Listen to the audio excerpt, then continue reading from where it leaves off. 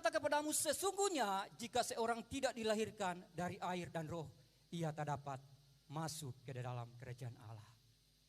Memang ini kita sebagai orang percaya, apalagi dari golongan Pantekosta, golongan karismatik, memang ini menjadi keharusan bagi kita. Harus lahir dalam air dan roh. Harus ada pembaharuan dalam kehidupan kita, saudaraku. Mungkin dalam kehidupan kita di masa lalu kita tidak mendengarkan ini. Kita tidak pernah diajarin ini. Kita diajarkan adalah kita harus memperbaharui kehidupan kita. Pembaharuan yang dilakukan dengan kekuatan kita, saudaraku, memang kita tidak mampu. Kita butuh satu pribadi, yaitu Yesus. Kita butuh Yesus. Makanya ketika Yesus, saudaraku, dia mau terangkat ke surga, dia berkata kepada murid-murid, tinggallah kalian di Yerusalem. Tinggal di Yerusalem selama 10 hari. Setelah itu nanti ketika aku kembali kepada Bapa menyediakan tempat bagi kalian yang percaya kepada aku akan menyediakan tempat bagi engkau. Tetapi aku tidak pernah membiarkan engkau sendiri. Aku tidak pernah membiarkan engkau menjadi piatu sendiri.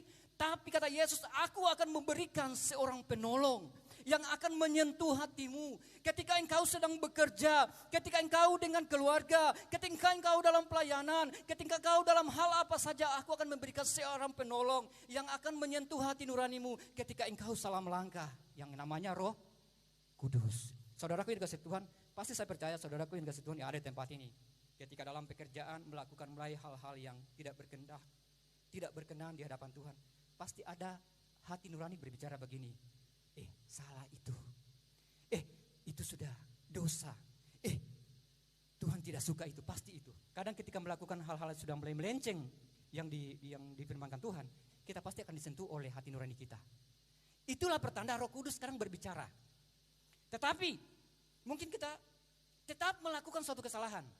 Karena iblis juga, yaitu roh jahat, selalu berkata, iyo, bagejo terus. Iyo, Carlota jo terus. Iyo, bicarakan dia terus. Memang dia kok begini-begini. Padahal Roh Kudus selalu berkata, jangan, itu salah. Jangan, itu dosa. Itulah Roh Kudus selalu berusaha untuk masuk dalam kehidupan kita. Ketika kita mengambil satu keputusan untuk memperbaharui kehidupan kita, Roh Kudus selalu masuk untuk mengetuk pintu hati kita. Lex, itu salah. Pak Sepri, itu salah.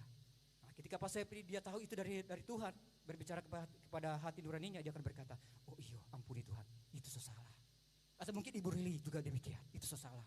Karena Roh Kudus selalu menasihati kita. Roh Kudus selalu berbicara, salah. Tapi iblis selalu berkata, enggak apa-apa, langsung saja. Jadi kadang Roh Kudus dengan roh jahat ini selalu berperang untuk merenggut orang pe hati. Roh manusianya orang. Roh kehidupan. Spirit of life. Biarlah itu ada dalam kehidupan kita. Kita menjadi pribadi yang beda. Kebangkitan Yesus menandakan adalah kebangkitan kerohanian kita di tempat ini. Amin. Kebangkitan Yesus, kita responi itu. Bahwa kita juga mau bangkit dari keterpurukan. Siapapun di tempat ini kita semua. Pasti ada yang namanya merasakan kesalahan.